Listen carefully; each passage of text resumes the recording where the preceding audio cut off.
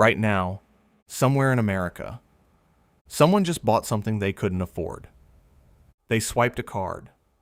They felt fine. They told themselves, it's just this once. And in that exact moment, a bank made money. Not today, not tomorrow, but soon. Because credit card companies don't build their business on transactions. They build it on behavior. Last year, Americans carried more than $1 trillion in credit card debt.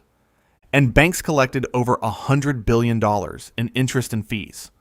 That's not bad luck. That's design. But here's what almost nobody realizes.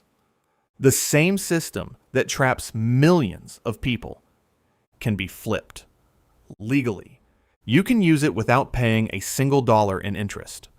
You can collect rewards, protections, travel, cash back, and become the least profitable customer in the system. Today, I'll show you how. But first, you need to understand the machine. Part 1. The psychology. Credit cards didn't start as debt traps. Diners Club launched one of the first modern payment cards in 1950. It wasn't revolving credit. It was a charge card. You paid in full every month. No balance, no interest. Simple. That model wasn't the gold mine. The gold mine was discovered later. Researchers noticed something powerful. When people pay with cash, it hurts. You physically hand over something valuable. You feel the loss. But when you pay with a card, the pain is delayed. The purchase happens now. The consequence happens later. Your brain treats them differently. In controlled studies, people were willing to spend significantly more when paying by credit card versus cash. Not because they had more money, but because it felt easier. This is called payment decoupling, separating the purchase from the pain. And once banks understood that, everything changed. Part 2. Scale the habit. In 1958, Bank of America mailed thousands of unsolicited credit cards to households in California. People didn't apply. They just received them. That experiment evolved into what we now know as Visa. The goal wasn't immediate profit. The goal was normalization. Put the card in the wallet. Make swiping feel normal. Make borrowing invisible. Then, quietly, change the rules. Part 3. The rules changed. In 1978, a Supreme Court case called Marquette allowed national banks to charge customers the interest rate allowed in the bank's home state, even if the customer lived somewhere else. Then, South Dakota eliminated its interest rate caps. Banks relocated. Interest ceilings disappeared. Rates climbed. Fees multiplied. Late fees. Penalty APRS. Compounding interest. Now, the machine was complete. Psychology created the spending. Policy enabled the pricing. Math guaranteed the profit. And here's the brutal part. Credit card companies don't make their money from responsible users. They make it from revolving balances.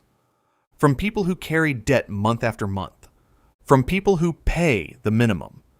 From people who believe the minimum is enough. The minimum payment is not designed to help you. It is designed to keep you. Pattern interrupt. So here's the question. What if you never carried a balance? What if you followed 2 rules and removed yourself from the profit engine? Because there are only 2 rules that matter. 2. Part 4. The 2 rules. Rule number 1. Never carry a balance. Not occasionally. Not strategically. Never. If you carry a balance, the system wins immediately. Interest starts compounding. And at 20, 25, even 30% APR, compounding becomes brutal.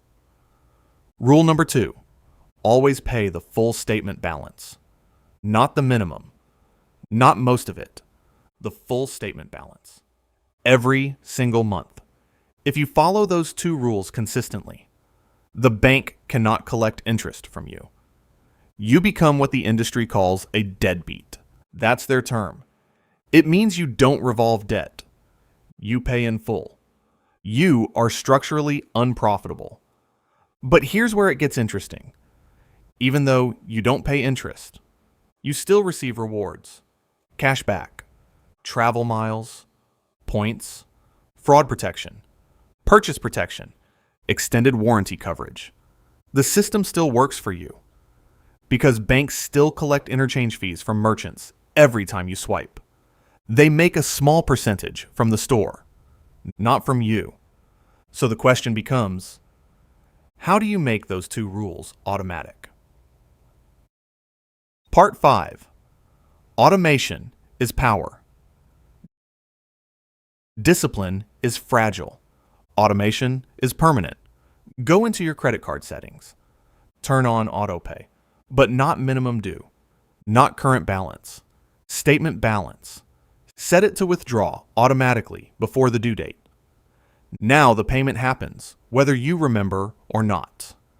Interest disappears. Emotion disappears. Excuses disappear. Next, set alerts. Statement posted. Payment due. Large purchase. You remove surprise from the system. Because surprise is where mistakes happen. Part 6. The hidden traps.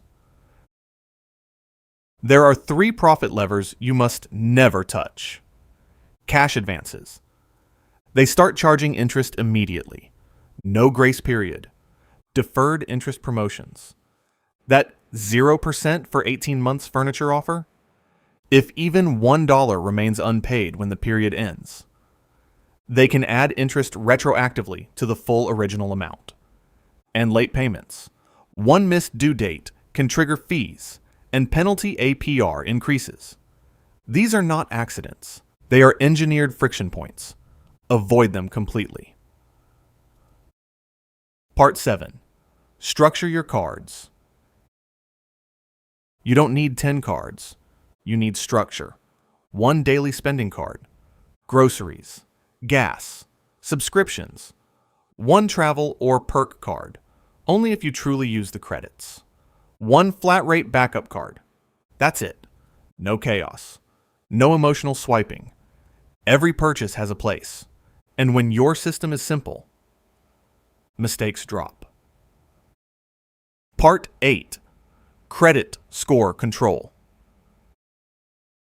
There's something else most people misunderstand. Utilization. If you max out your card, even temporarily, it can lower your score. Try to stay below 30% of your credit limit. Lower is better. If you make a large purchase, pay it down before the statement closes, not just before the due date. The statement close date is what gets reported. That's what affects your score. This isn't about gaming the system. It's about understanding it. Part 9. The paradox. Here's the beautiful paradox. The same system that traps millions funds luxury travel for a smaller group of disciplined users. Business class flights, airport lounges, cashback, purchase insurance, all paid for by interest collected from revolving balances. The rewards are funded by someone. Make sure it's not you. Final section. Know the game. Credit cards are not evil. Ignorance is expensive.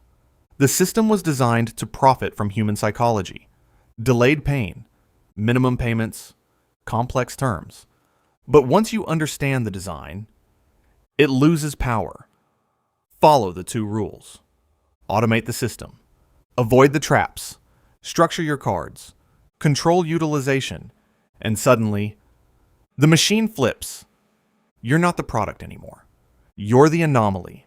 The system expects you to slip, to carry debt, to pay interest, to fund their earnings. Don't. Because once you know the rules, you can play differently And when you play differently, you win.